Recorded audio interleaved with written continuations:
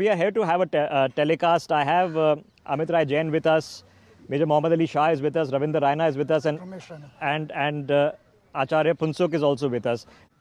That when the prayers took place, first half, they were all in Tamil. This morning, we got to listen to chants and hymns in Tamil. And during the second half, there was, for the first time that I have seen in India's parliament, prayers that took a multi-faith dimension. No less than 12 denominations were represented. Hindus, Muslims, Sikhs, Jains, we had the Baha'i faith, we also had the Jews, Christians, all across the board, prayers were said, giving blessings to this parliament. So let me have this conversation, which is what we're here to have, this perspective conversation on what this is in a representation of a syncretic sense. Major Mohammed Ali Shah, what did you make? I've never seen something like this before, where the Prime Minister is sitting, the Speaker of the Lok Sabha is sitting, and one by one, short prayers are being recited from 12 different religions. What does that say about the syncretic nature of what we are? No, most certainly, and we are very, very secular. The spirit of democracy is very much alive, irrespective of whatever people say. The very fact is, yes, we feel very, very proud to be an Indian. We have somebody from different faiths over here. We have somebody from Buddhism over here. We have, so it is something very, very sacred, Rishabh. And the very fact that, today I understand the fact that it's a very, very sacred day for our parliament. We are stepping forward. It is something futuristic because we had planned to accommodate more parliamentarians in the future. Major Shah, I don't know how many hundreds of hours of conversation you and I have had, right? And we keep talking about India has 200 million plus Muslims in this country. It's had more Muslims now than Pakistan. And we don't have problems. People try to tell us we have problems, but we don't have actually problems. Where I live, I listen to Azan every morning. There's no rioting happening around us, and I'm very near where Jamia is. Every day, no rioting is going on. So, are we now mentally breaking the balance of us being told that a Muslim genocide is about to happen? All the Muslims in India are about to be killed. They're not welcome in India. Modi is the worst of all. He's the one who's going to start the genocide. Are we now breaking this? It's been 9-10 years. I hope we are breaking that, Rishabh, because I certainly don't believe that's true at all. I mean, I don't think this narrative that, this genocide is going to happen, we're just waiting for genocide to happen and anything can happen. It's human psychology. When you spread fear, the only virus that spreads rapidly is not coronavirus or plague. It is fear and panic. And the moment a narrative is like that is built up, let me tell you, the most educated, most gullible people, everyone's gullible at the end of the day. The most educated people they are at risk of falling for this narrative. So I would urge people not to fall for this kind of narrative. Muslims, the best country for minorities, not just Muslims, for minorities in the world is India. You see what's happening in minorities in China, in Pakistan, in Iran, in Afghanistan, so many other countries. You see what's happening to Muslims. I mean, if you look to India's best, even as a Muslim, where do you want to live? Pakistan, Afghanistan, Iran, Iraq, Syria, Lebanon. Where do you want to live even as a Muslim? So this reality check, which is very difficult. For some people will think today, Major Shah, that a monumental tokenism has happened. That this was meaningless. This was just the government going through the motions. What would you say to them? Well, not really, Rishabh. But firstly, it wasn't tokenism. Even if it was, I'll give them the due to believe that and the right to think that. So where's the harm? As long as it respects all the communities, what's the problem? Okay. When do you want to find problems? Major Shah, as we well know, there are people who find problems with Vande Mataram. They say it is anti-Muslim. There are people who find problems with Rabindranath Tagore's writing of what is the Indian national anthem. They say hail to thee is a hail to the queen. So people who want to find problems find problems. There are people who find problems saying that Rajya Sabha mein to lotus bana diya ji aapne. Okay? Then there are people who say that Nandi bull represents Shiva and therefore is anti-secular. Is that a problem? Well, Rishabh, there will be some people, irrespective of what you do a good job, you do a brilliant job, there will be people who would be there to pull you down and to criticize you. The best way is ignore them, continue working hard, continue going forward, and you'll find when you move ahead in life, you'll find those people who are trying to pull you down. But is this all Indian symbolism? Because the Mughals are called the emperors of the peacock throne. You have now Lok Sabha, which is emblazoned everything from the carpet to the ceiling in peacock. In fact, if you look down the road, is India Gate. And India Gate has the lotus symbols, okay? The lotus, of course, predates the Bharatiya Janata Party using it as symbol, but people will say, look, our party logo has become Rajya Sabha.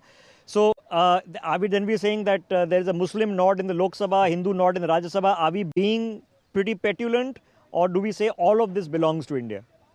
Well, I would say, jo hai wo hai, yaar. One has to just accept So national things. bird, national flower, perfectly legitimate. Yeah, not why Hindu not? Muslim. I have nothing to do with Hindu Muslim. Why should we divide each other? You know, फल फूल आजकल कौन कहता है गेंदे का फूल मदार में जाएगा या गेंदे का फूल मंदिर में जाएगा और समथिंग व्हाट चमेली का फूल यहाँ पे जाएगा. You know, बकरा मुसलमान है और गाय हिंदू है. So it is like people have got so divided in their mind. Okay, so Major Shah, is it because of a reality check that when we talk about actual diversity and syncreticity, look at the Chinese, a large country, similar population to ours, 90% is one ethnicity, forget religion.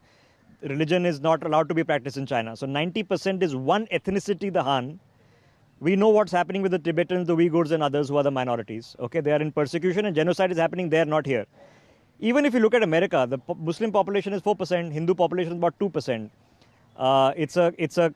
It's a history, unfortunately, that began by suppressing the Native Americans, the first Americans, the First Nations, then by importing slave labor. George Washington was an owner of slaves. Do these people do not understand diversity? So therefore, they should be learning from India instead of telling India what's wrong with you. Of course, I mean, see, India is a salad bowl nation. It's not a melting pot, unlike the West. Where in India you find, like for example, for everyone to understand, you'll find in a salad bowl, you find cucumber, carrot, peanut, you'll find tomato, everything together. And they're coexisting. Don't say who you're calling cucumber carrot, okay? That will be another controversy on TV. He called us cucumber. That is just an example I've given. I get the know point. what you mean. Yeah. The lighter side. But at the same time here, unlike in the West, it's a melting pot. People are not united. And based on religion, ethnicity, they're not. Let's accept it. And they evolve. No, but when we look at answers on how should a syncretic society live, are those answers to be found in Europe? Are they to be found in Africa? Are they to be found in South America, North America, China? I can't see anywhere in the world other than India where if there is an answer, it is here. Absolutely. If there's an answer, it's in India, 100% on that. And, you know, people who do not go by that, let them go anywhere else. No, but theory is to crush religion. To crush religion. The same thing is happening in East Turkestan right now. Major Shah, we know that they've gone in, they've even rebuilt the mosques in CCP style. No minarets, no engravings from the Quran can be put there. We know what's happening in the concentration camps or retraining camps, whatever you want to call them. There is a fear of religion. India, however much has been put upon it, does not fear religion. We don't seem to be going after religion anywhere, small or big. See, Rishabh, Karl Marx had once said that religion is the opium of the masses. So when you want to get a bulk support of the masses, it's very easy for people to fool people.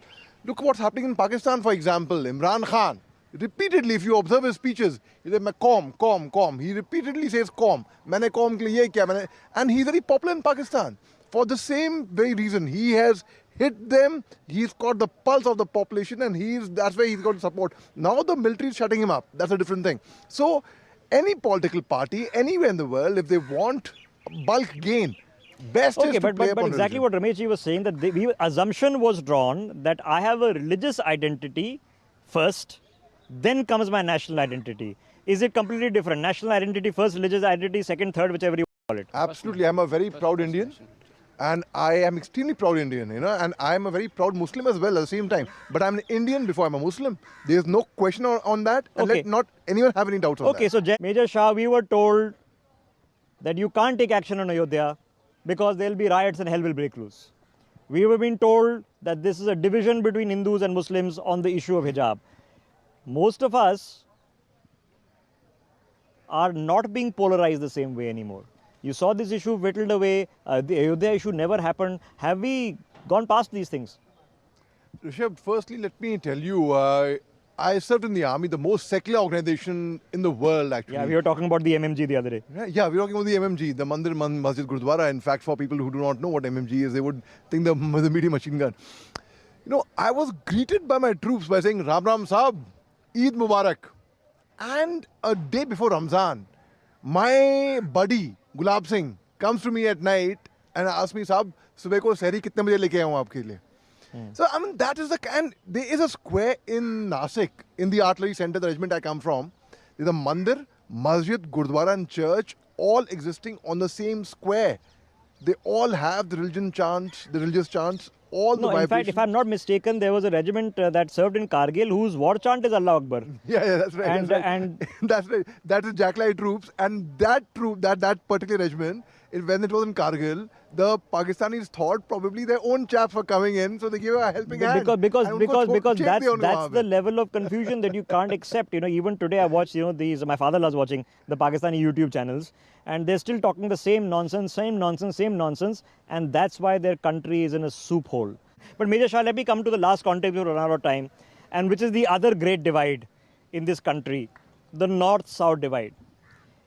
And every opportunity is used to use language, to use ethnicity, cultural diversity, even food, to create a fight. Now, we've seen the Prime Minister, he's gone to Mahabalipuram, he's talked about RRR in Australia, he's taken up the issue of the Tamil cause, of the Tamil language, he's called it the most historic language in the world several times. Has he broken this myth that this is another two Indias? Well, Rishabh, I grew up in the south in a boarding school in Ooty in Tamil Nadu. And my experience over there was very good. I mean, I didn't really find many people. I mean, in fact, I didn't find anyone for that matter who would not identify themselves with us as North Indians. Apart from the fact that we would land up at the Coimbatore airport or at the station, that people would say, Hindi tere yaad hai. Hindi, they don't know how to, they would know Hindi, but phir bhi wo Hindi mein baat nahi karenge. English tere ma, Hindi tere ma, so they would speak in Tamil, even though they know Hindi, but some of them would not choose to speak in Hindi. But so where's the line? Where's the line between me being proud of my language versus me being fanned by my politicians to become bigoted over my language? Yes. Whether it's Hindi or Tamil or Kannada or anything else. Yes, so a couple of months back, I went back, I revisited my school. I had gone there to Ooty to give a motivational talk. So there, I found a lot of difference now. The moment I landed over there, the cab driver, though he did not speak in Hindi, he was making an attempt to speak to me in Hindi. Yeah. And he was, so I have found that change coming. Major Shah, why could a Jagan Mohan Reddy be there, but an M.K. Stalin not be there, knowing full well in advance that a Tamil symbol is going to be put up? He could have said, I put aside politics for a day. This is important for the people of Tamil Nadu. They are getting respect, and I'm going to stand shoulder and shoulder with my Prime Minister, and then we'll fight another day. So very valid and a very good question, Rishabh. I would like to equate it with an example where, I served in the Northeast, in Nagaland.